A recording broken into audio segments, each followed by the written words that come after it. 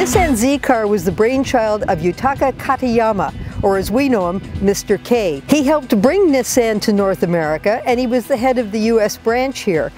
And when Japan decided that Americans would like a large grand touring convertible, Mr. K said, no, they want a little two-seater, they want something small and sporty.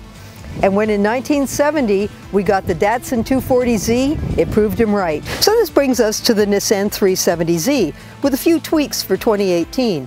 The lights receive a dark surround look, the rear fascia has a blacked out panel, and there are new wheels. The engine is a 3.7-liter V6 that makes 332 horsepower, and this year it's tuned a bit for quicker acceleration.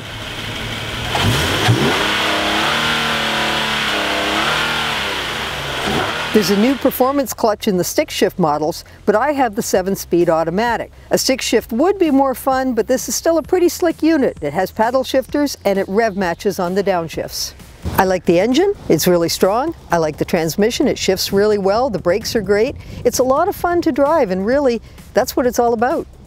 There are no electronic nannies in this car, which is kind of nice when it's a sports car and it's supposed to be all about driving. But at the same time, when the roof is up and the seat's there, you have an incredible blind spot over your shoulder, and having blind spot monitoring would be very helpful in this little car. The 370Z starts at almost $50,000. Mine is $55,600, which I think is a little bit too much for this vehicle, as much fun as it is. The interior isn't quite there for this much money.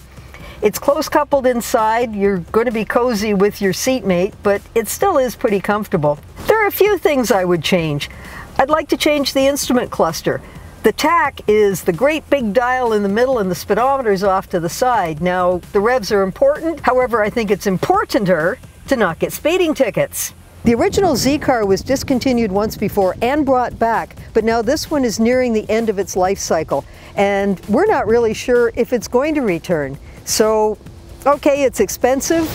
You might just have a future collector car on your hands. For Driving.ca, I'm Jill McIntosh.